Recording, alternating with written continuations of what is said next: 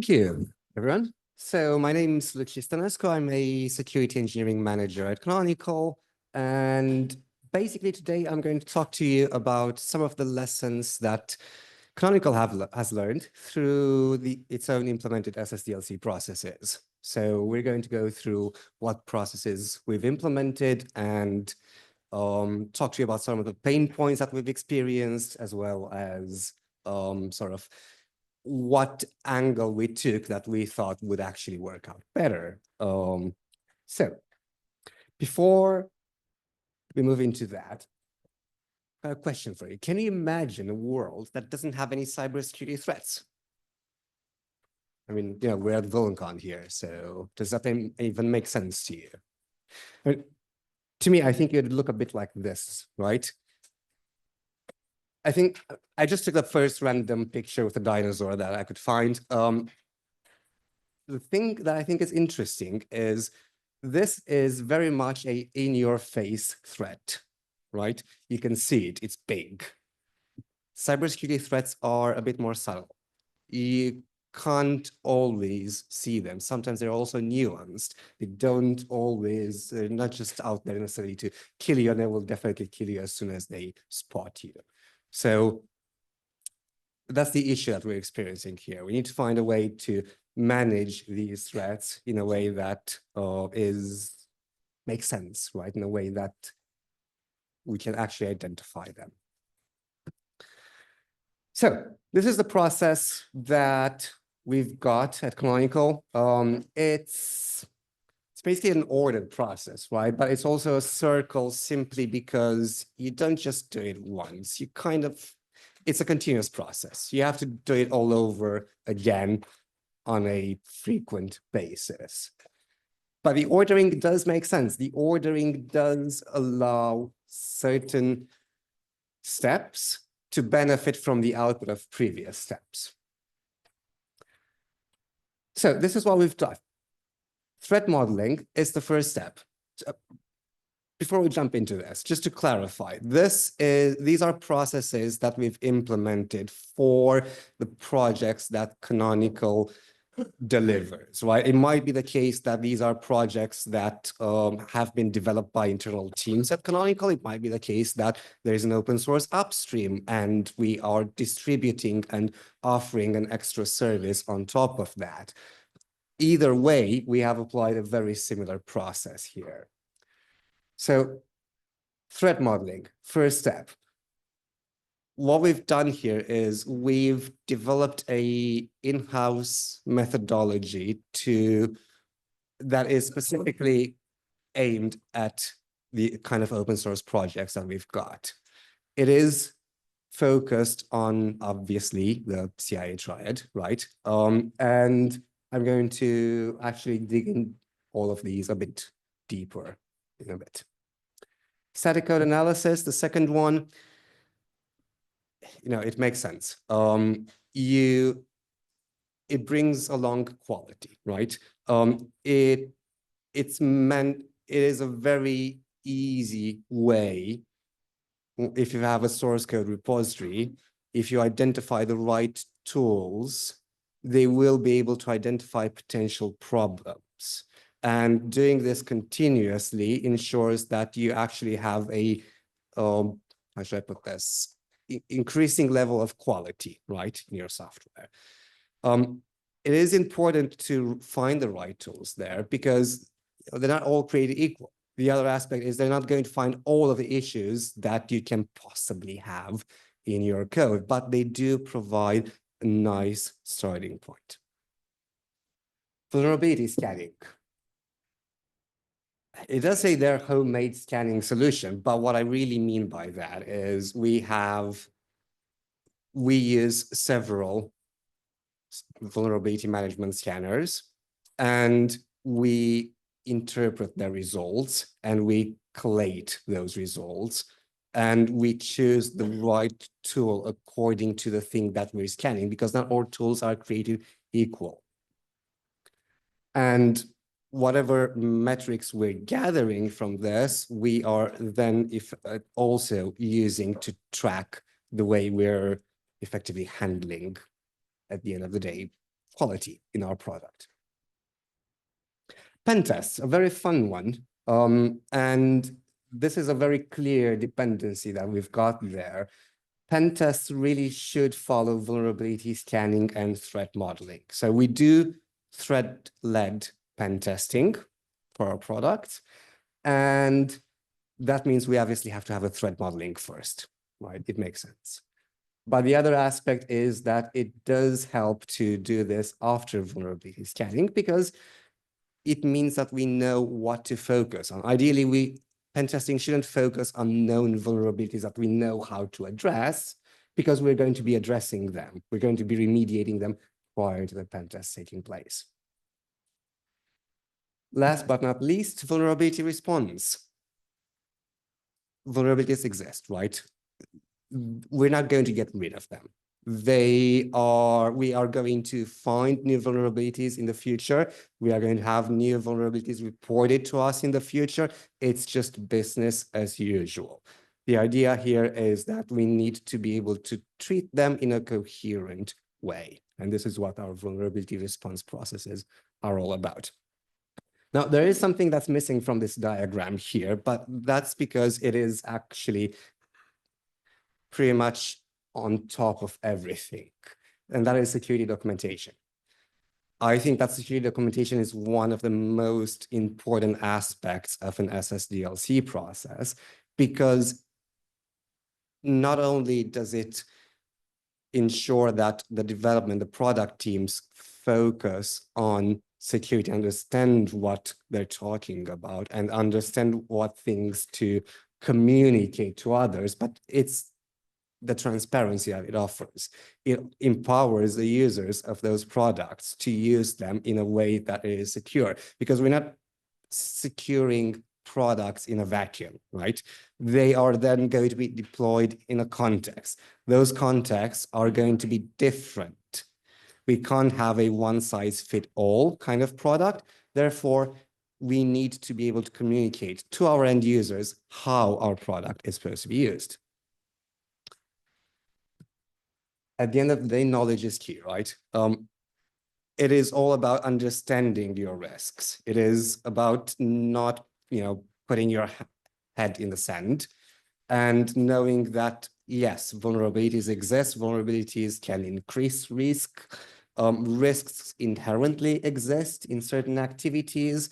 And, a common saying is that you can mitigate, avoid, transfer, or simply accept a risk, but you just don't want to ignore them. You don't want to not know about them, because they still exist.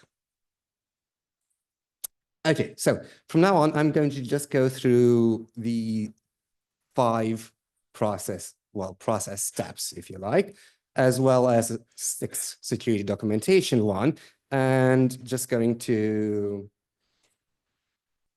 tell a little bit more about what kind of things we've learned and what kind of specific decisions we've made about these. Feel free to interrupt me. Feel free to ask any questions about these as we go along, rather than writing them down and asking after the fact. So that's perfectly okay. Just, we can walk up to that mic there. Oh, there's a question. Can you talk a little bit more about the threat modeling? The threat modeling. It's the first one. Perfect timing. So it was the first one in the diagram. Where was the diagram? Here. So I'm just going to go through them in order, and threat modeling being the first one. Huh? Okay, yes. Right, so here's an opinion. Threat modeling can actually be done by product teams, and is best done by product teams. It is an opinion. I don't believe that I'm necessarily the holder of the ultimate truth, but the product teams do actually understand their product best, right? So it makes sense for them. They wouldn't necessarily have cybersecurity training. They wouldn't necessarily have cybersecurity knowledge or experience doing threat modeling, but we can help them gain enough knowledge, enough understanding to actually perform threat modeling. And this is what we've done at Canonical, and it works.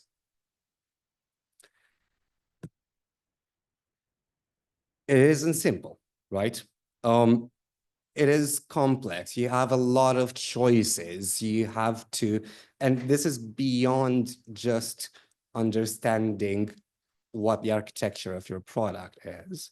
It's also about understanding what is important and what is less important to focus on. And this is why there's so many threat modeling methodologies out there, right? They're there to provide guidance. They're there to help. These are the stages that we effectively ask our teams to focus on. First one is to define what the target of evaluation is. Effectively, what is within the scope of our threat modeling, but more importantly, what isn't within the scope, right? Because remember, the product is going to be deployed within a context. You can't get all of that context in there because it's just going to, the scope is going to grow so much that you'll never actually finish any sort of threat modeling. Based on that, you then identify the most important assets that you've got. And these are what crown jewels and stepping stones. The crown jewels being the critical assets, the one that really matter. Think assets that have high confidentiality, integrity, or availability properties, requirements, right? Stepping stones are assets that can allow a threat actor to gain access to your crown jewels. They are assets that, if they were to be compromised, it might lead to an easier path towards the crown jewels. And these are also important assets to take into account. And then we connect these assets with data flows. So you're going to have entry points and exit points within your system, within your product, and you're going to have trust boundaries. So if you can, unfortunately, I don't have a nice diagram here, but if you can imagine, this actually is going to end up looking like a graph, right? You're going to have nodes that represent your assets, whether they're crown jewels or stepping stones or external entities that interact with them. And you're going to have data flows that represent the edges between your nodes and how they effectively, how they interact with each other, right? The trust boundaries are effectively where there is a difference in the way we treat the trust in those assets, right? So we're going to have a trust bound, we're going to trust the data in the database that's already there, different than the data that is received from user input from an external source, right? Any data flow that's between these is going to automatically have a trust boundary. That is the concept. Once you have this graph, and we definitely strongly encourage people to literally draw that graph, the next step is to identify and quantify threats. This means potentially using a threat catalog. But we've also found that it does actually work quite well if we let people just think about it. Just think about the threats that they can consider to their assets. Giving them a specific threat catalog could potentially lead to over-focusing on what's there and not just letting your imagination fly, right? First step, mitigating controls. You have assets which you care about. You identified threats to them. What do you do to protect them? What do you already do to protect them? What do you plan on doing next? That's the fifth step, residual risk, right? If the risk identified by the threats to your assets is too high, you want extra controls. That's the residual risk bit. And do this continuously, because your systems are going to change. You can't just do threat modeling on a system once and then keep it for 5 years. You're going to want to do it on a regular basis. You don't have to start from scratch, right? You can take the previous model and look at what differences there have been since that version. You can look at what may have changed in the context as well, because context does change. Risks might actually change without anything internally having changed. It's just something that can happen. Pain points. Defining the scope is one of the clearest things, right?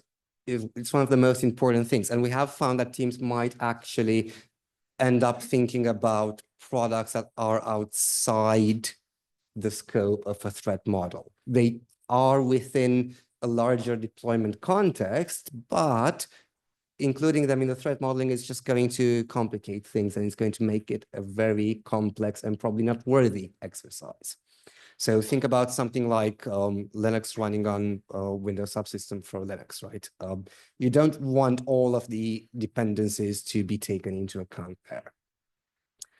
So limiting the scope is quite important. If you've got assets, you really are supposed to have data flows to them. Sometimes they're not incredibly obvious, but if you don't have data flows, then that's a threat model that doesn't really make sense. It's a diagram that doesn't make sense. You really don't want to miss assets. You want to get your team to really sit down and think about your crown jewels and stepping stones. And if you have any assets that have critical confidentiality, integrity, or availability requirements, I know that slide only says confidentiality, but it applies to any of the three properties, right? You really are supposed to identify some threats to it. You really should sit down and think about what threats there are to these properties. And the thing that we found to be most prevalent is that people often don't think about controls that they have built into the system from design because they consider them to be implicit. But the fact is they're always mitigating controls which might fail. Think about a system that uses TLS to protect confidentiality and integrity in transit. People are just going to say, oh, we're not going to have any threats to confidentiality or integrity for the data in transit because we use TLS. Actually, TLS needs to be captured on threat modeling because it is a control.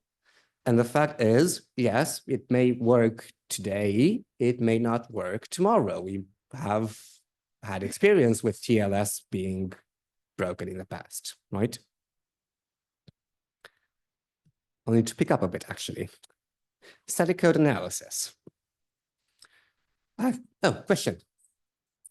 Those sessions when you work with the team, are those like roundtable exercises or? Yes, we've done. So the question was, what do the sessions actually look like when we work with a team? We work remotely. We meet in person twice a year. We have done both roundtable exercises with a team and passed the initial guidance and examples of how to do this. We've also then sat down to see what they've come up with and see if they need further guidance, but also asynchronous communication and remote virtual meetings further down the line as well. So yes, we do provide guidance to the teams, but I still believe they are best placed to perform this kind of threat modeling exercise. Okay, static code analysis. We use TOB to track code quality. That's a link there to our blog post where we mention this. Integrating static code analysis, any sort of static code analysis tool in a CI pipeline is going to result in a lower barrier. People are going to not worry about it less, and it's going to be automated, and it's going to be part of day-to-day, because this is what we want to do. We want to make sure that security is just part of your day-to-day usual stuff. We have seen code quality improvements, trackable through metrics, and it's great. And teams are quite excited to also see those as well, because they do genuinely care about the quality of their products. One thing I want to mention about static code analysis is that they are not, no tool is going to cover everything. It does not mean that if you run a static code analysis tool such as, I don't know, Bandit for Python, that is specifically aimed at finding security issues, it doesn't mean that it's going to find all security issues.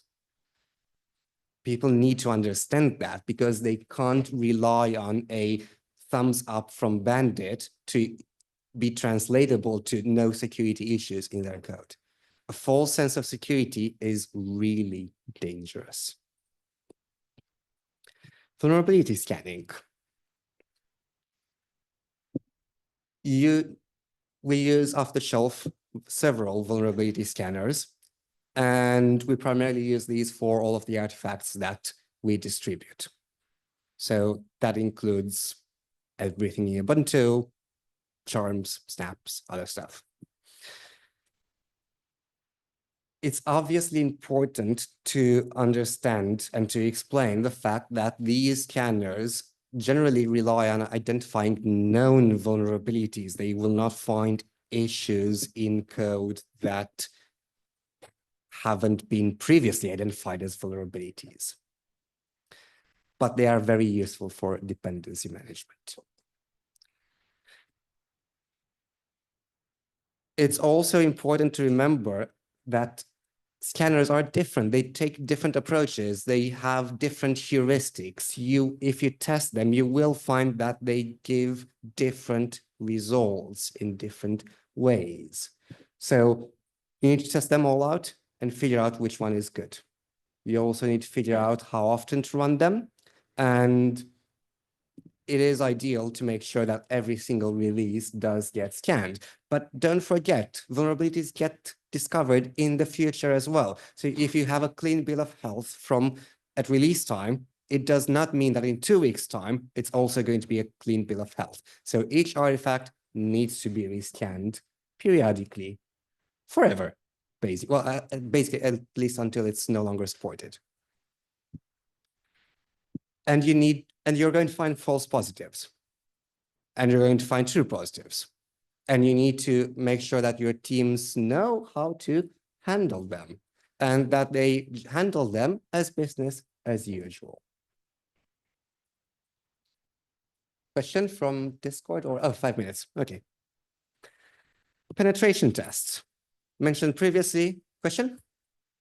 How do you convince your teams to handle vulnerabilities as business as usual and not as things coming in on top of their sprint?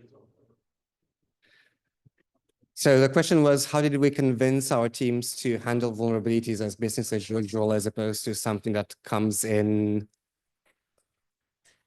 as extra work?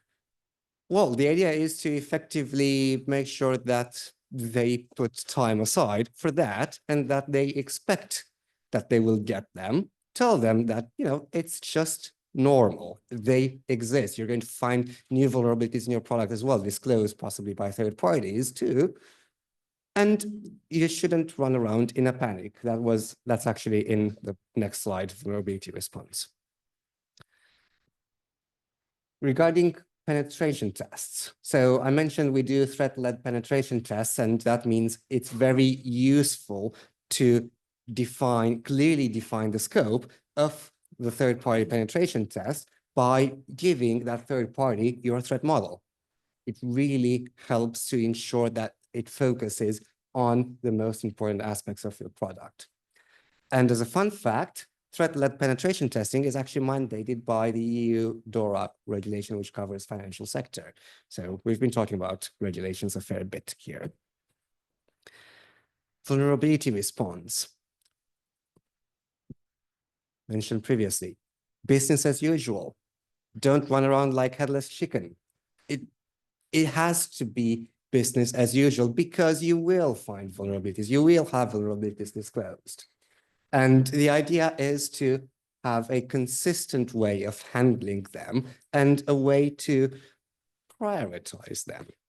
What we've found as things that don't exactly come naturally is making sure that we actually define a life cycle for a product, so that we say, okay, we're going to actually support this product for precisely this moment of time, and we will handle vulnerabilities within this support period.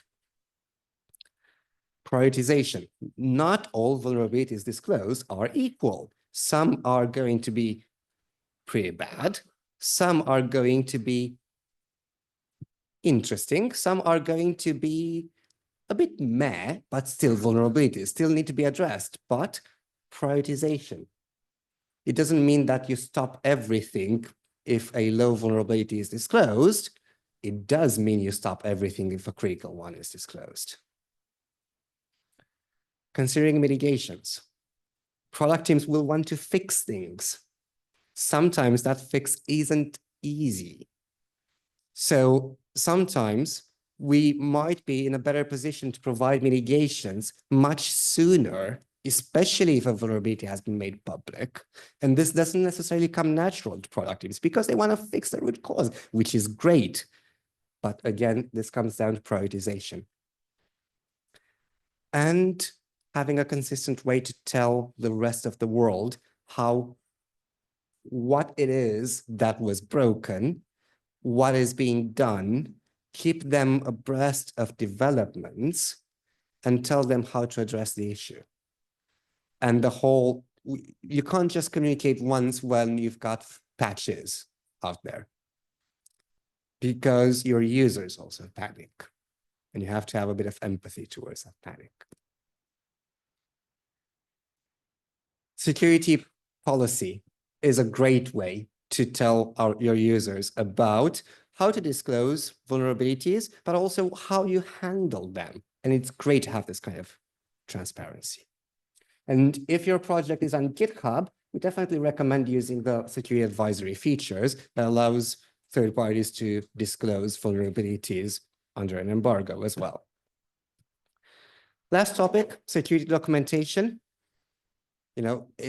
Documentation is great. Writing it is difficult. This is what we've asked our teams to write or to think about. First of all, to think about who is actually going to use the documentation, because there are different personas that are interested in different angles, whether it's system administrators, whether it's end users that just use the product. Discuss risks. Take your threat modeling, tell users about the risks you've identified so that they're aware of it. Discuss information security. Discuss what happens if and how information could be lost or could be held longer than you wanted it to, or it could be inadvertently disclosed by a user of your system. Tell users how your system could possibly lead to these kinds of risks. Security sensitive functions, very important to cover. Authentication being an example of that. Cryptography, really important to cover as well, because cryptography is a moving target. It always changes. You can't just say, oh, I threw encryption at that. Really, what encryption? How? To do what? It's not a magic wand, right? It's meant to protect certain things. And how-to guides. Tell people how to use your product in a secure way. I'm going to skip through this because I'm actually running out of time, because I wanted to get here. Security how-to guides. We've asked our teams to write these kinds of how-to guides. A checklist, what people need to get through to actually, or to think about in terms of security before they use the product. How the most important security authentication, most common security authentication functions are used. Security functions are used, authentication and authorization. Backups, that's security, right? You want availability of your data, and a hardening guide. Because you are not going to have your product deployed in the same context. And it needs to be adapted, and people need to know exactly what knobs to turn to secure your product in their particular context. The links I've got there are basically 2 examples of some of our products for Mass and for Juju, and the how-to guides that are public documentation. And that's it from me. Any questions? Thank you for your time and apologies for actually running a bit late.